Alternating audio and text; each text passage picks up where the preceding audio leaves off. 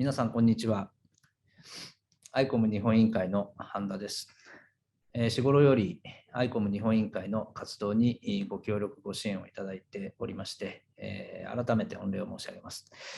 さて、この度、ICOM オランダ委員会の委員長でありますキャロライン・ブリュネッセさんからですね、ICOM 日本委員会のメンバーの方々にオランダのですね、ICOM の状況であるとか、今キャロラインさんはオランダの委員会の、委員長であるんですけども、皆さんもご存知の方も多いかもしれませんけども、オランダのライデンにあります、世界的に非常に規模も多くて優れた活動をしている、自然史博物館、ナチュラリスバイオダイバーシティセンターの、展示部門の責任者をお務めになっておられます。キャロラインさんは、10月の初頭にですね、日本を訪問されて、10月の6日に日波協のICOM の、事務局にもですね、承継で、お尋ねいただいて、お話をさせていただきました。オランダは世界の中ではそんなに規模の大きな国ではないんですけども、ICOM の会員数が7000人近くいらっしゃるという、ヨーロッパにおいても ICOM 活動が非常に活発な国として知られています。そうしたオランダの ICOM への取り組みは、日本の委員会としてもですね、勉強して学ぶべきところがたくさんあろうかと思うんですけども、そういったところも含めて、今回はキャロラインさんがバイオダイバーシティセンターの活動も含めてですね、今彼女が取り組んでおります非常にユニークな自然と建築とファッションを融合させた展覧会、グリーンメトロポリスという企画プロジェクトを、2025年の大阪万博の前後でですね、日本でも展開したいというプロモーションもあってですね、ご来日されたわけですけども、そうした企画のご紹介も含めて、ビデオレターというか、プロモーションの映像を日本委員会にお送りいただきましたので、ホームページの方で公開したいと思います。英語でのバージョンになりますけども、非常に興味深い内容ですので、皆さんぜひご覧いただければというふうに思います。よろしくお願いいたします。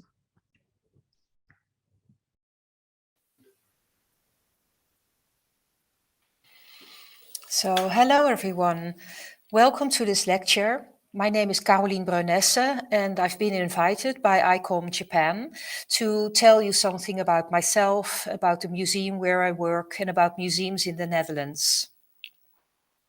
So, my name is Caroline Breunesse. I am Director of Exhibitions at Naturalis Biodiversity Center in the Netherlands.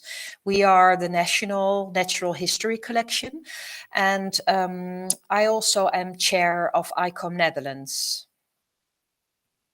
So Japan is very far away from the Netherlands. I have been able to visit Japan in October on invitation of ICOM Japan, and I had to fly for 15 hours to visit your country. And the Netherlands is also a very small country, so it's 9 times smaller than Japan. We have 17.5 million inhabitants, and we also have museums, of course, but only 471, which is much less than the museums in Japan. But we do have many, many members from ICOM Netherlands, almost 7,000. Well, the museums in the Netherlands are mostly history museums. Of course, we also have art museums and technique museums, and the amount of natural history museums is only 5%.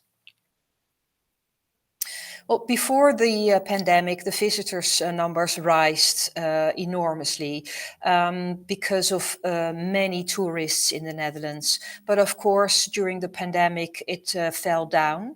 And now it is becoming better and better. But still, it's very difficult for museums to reach the amount of numbers that we had before the pandemic. We have less visitors and therefore also we have less income. We have less exhibitions and also less staff. We also have many staff who are still ill from the pandemic. So there are more worries. Of course, now at the moment, there's also the problems with the energy prices that concern us a lot. So many museums in the Netherlands ask the government for support.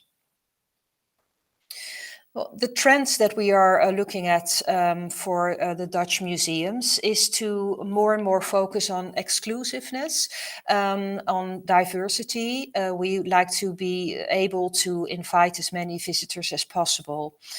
Also, we want to be more sustainable, and therefore we're looking at the energy costs, not only because of the high budgets that we need to climatize our museums, but also because in the end, it's better for our planet to be very critical on this.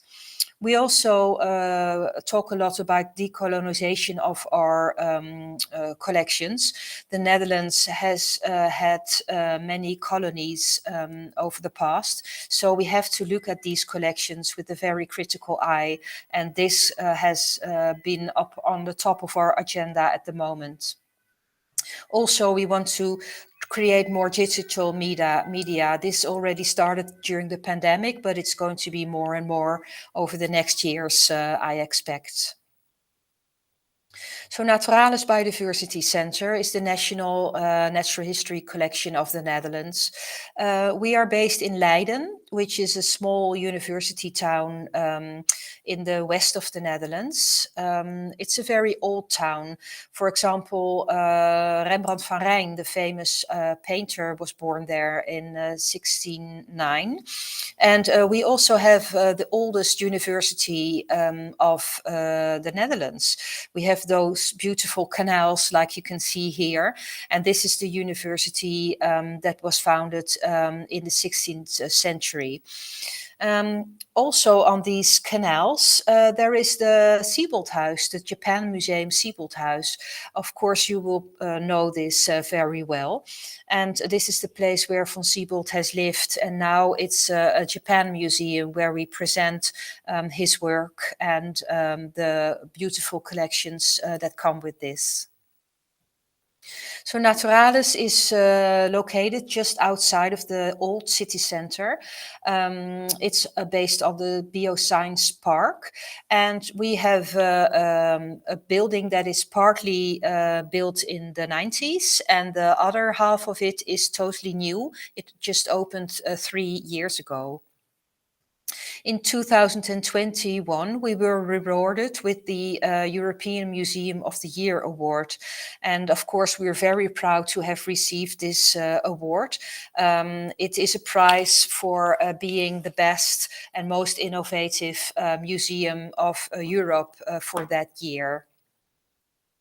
And the jury said that they liked us especially because we are a very popular museum that engages visitors with compelling ways, and it invites us to feel strong emotions about the world that connects us all.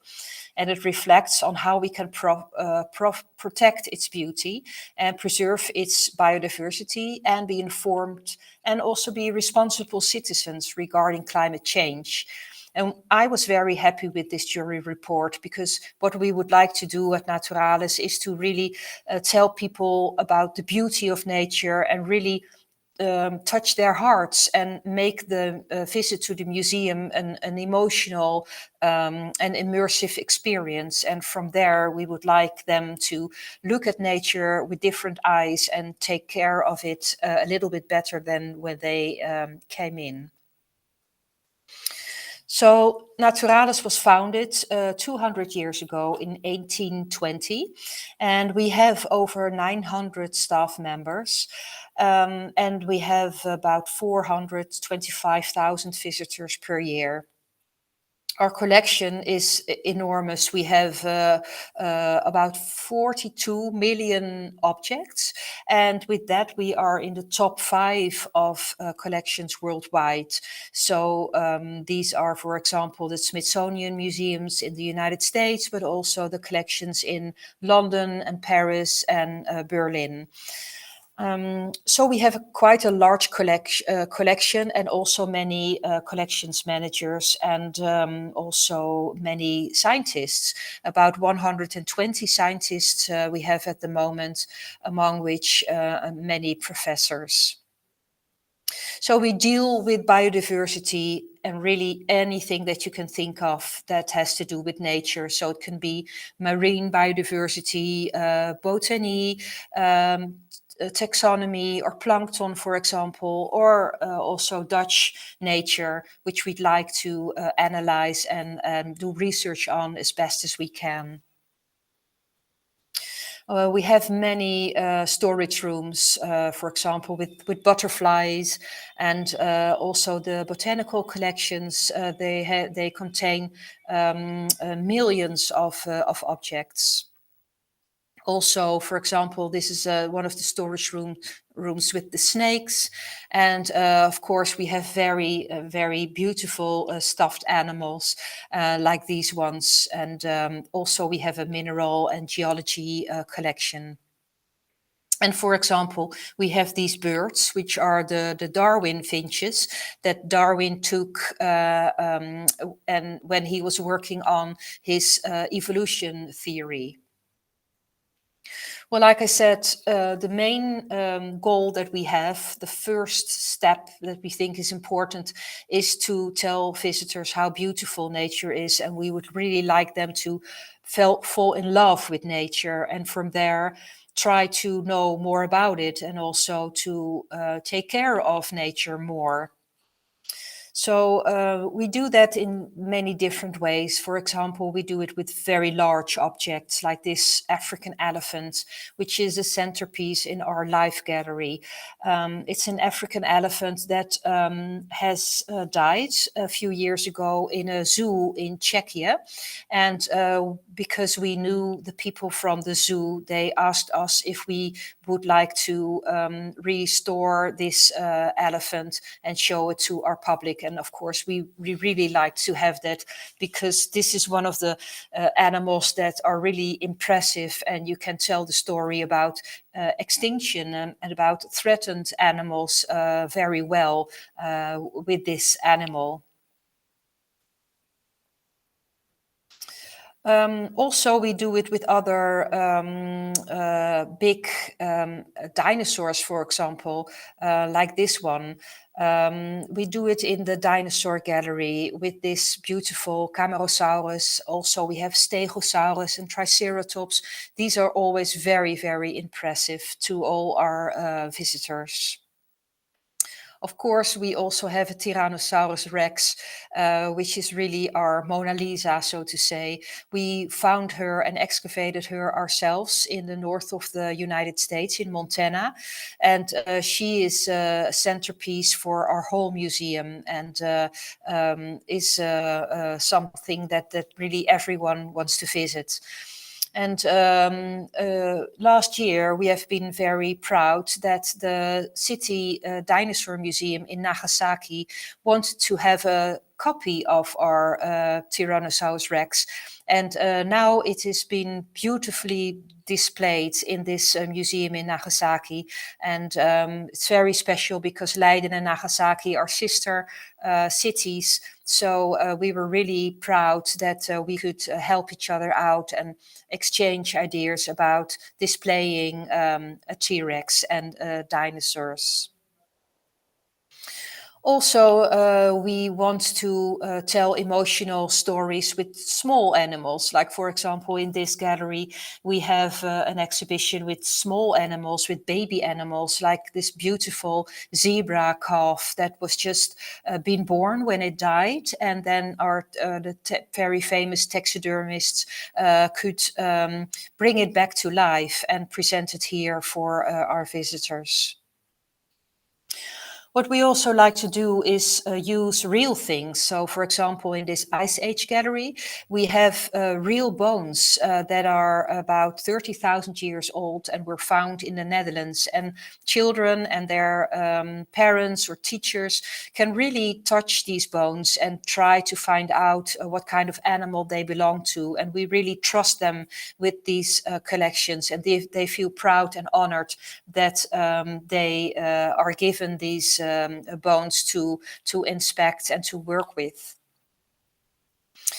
Another example of those real things is our dinosaur lab. So we have a gallery which we call Life Science, and here we have a dinosaur laboratory where our paleontologists work every day just in front of the scenes, and the audience can ask them any kind of question. And for example, this is my colleague Matthijs, who's been part of the excavation team in the United States, and he has found bones from Triceratops dinosaurs. And here he is showing them to our audience, and they can ask him any kind of questions. And I really think this is a very good way to create emotional encounters and to make the visitors interested. In Life Science, we also do taxidermy, also here again in front of the audience. And again, people can ask, for example, here my colleague Becky, all kinds of questions. And they really feel that it's very special that they are part of this work. We also give many lectures here for school groups, but also for students, or we can have press conference. It's just all out in the open, and the visitors just walk around and can join these debates. We have many galleries in Naturalis. One of them is about the powers of Earth. And in the Netherlands, we don't have any volcanoes or earthquakes. But of course, in Japan, this is something that you have to live with almost every day. And we wanted to tell this story about earthquakes in the Japanese context to our visitors. So we have built a real Japanese temple shrine, which was built by Japanese carpenters, and they brought it to Leiden and built it up here. And in this shrine, we tell the story about earthquakes and volcanoes in Japan. A totally different gallery is about death. It's actually more about the circle of life, where we can tell that if animals or plants die, then they become food for other organisms. And in that way, we have a circle of life. It's a very emotional gallery where people start to have conversations with each other about death and about the death maybe of an animal or even of part of their family. So our exhibitions can also be a starting point for conversation. We recently opened a new gallery which is about evolution, and we show examples from early life, the origins of life, but also tell about evolution, what it is. And we do this in a very playful and diverse way. And then we have a very special gallery, which we call the Rexperience. It is something like a theme ride that you would see in a theme park. We have a capsule where you go in, and then we fly you back to the dinosaur time. It's like a time machine. And when you come into this jungle of 66 million years ago, you have an encounter with a real T-Rex, and it's actually a huge animatronic which was built specially for us. And I think it's a really beautiful one, and it really adds up to all the different things that we are already telling at Naturalis. And it also helps to welcome families who normally would not go to a museum because they might think that it's not for them or that it may be too intellectual or maybe too boring, because that's still the image of many museums. But as soon as they know that we have something like this, where you can go into a time machine and go to see a big T-Rex, then they are interested, and that will help them to make the decision to visit Naturalis anyway. So our building is also totally new. It was opened in 2019, and it has layers of red stone, tafertijn, and it's actually a very beautiful and very nice building, I think, to work in.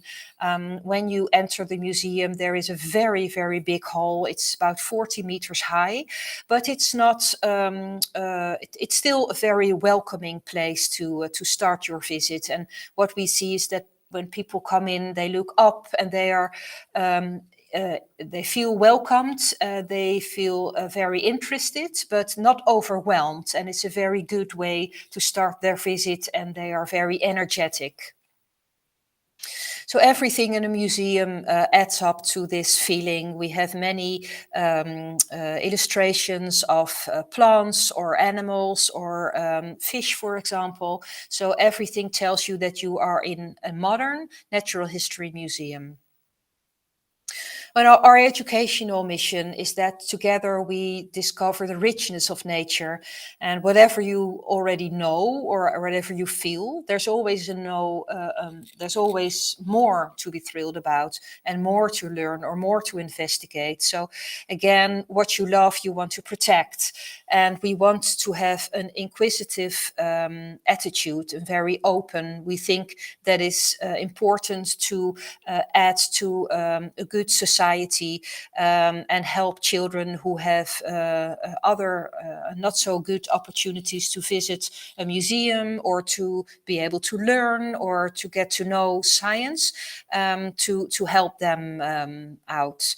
For example, we also do projects with communities. So for children who are not able to come to our museum, we go to them and we visit them and walk around in their neighborhood and just look at the grass or the trees or the little birds that are in their own neighborhood and tell them that that's also biodiversity and nature. And we call it nature just around the corner.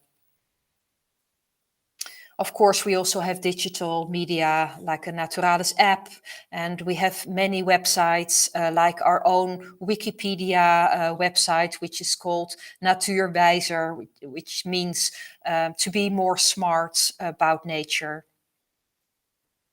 So just to conclude, we have started a new project in Amsterdam, and there is a new building there, which is called Valley, and it's going to be a very green building.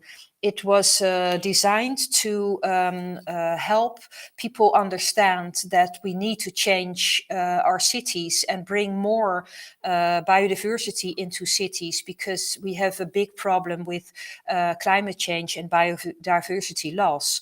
And within this new building, we will start a center for debate, for exhibitions, and we want to give this to young people who are very worried about climate change and who have a lot of issues to discuss with us. So the building is designed by Winnie Maas and his think tank, the Y Factory, which is connected to the University of Delft. And we also work with Iris van Herpen. She is a fashion designer, and she really does not like at all the textile industry, which is very polluting. And she wants to be very inspired by nature and show that there are different ways to look at fashion. And so we have brought these things together in a new exhibition, which is called the Green Metropolis. And there we want to combine nature and architecture and haute couture. And this exhibition will be launched in Amsterdam in 2023. And afterwards, we are going to tour this exhibition. And we would really love to bring it to Japan, because we think it's a very interesting subject with people who are very much motivated to tell their story all around the world. Maybe we could bring it to Osaka in 2025 as part of the World Expo. Or we are also interested in bringing it to Tokyo or Kyoto, or Nagasaki, or another city or museum where we can really tell our story and show our beautiful collections. And if you are interested in this, then please do contact me through ICOM Japan or directly with me, and I'd be very happy to tell you more about it. So I would really want to thank you for the opportunity to talk to you today. And thank you, ICOM Japan and all the colleagues from the office in Tokyo to have been so welcoming when I was in Japan in October and inviting me to give this lecture. I hope that we are going to meet soon. And thank you very much indeed again. Thank you.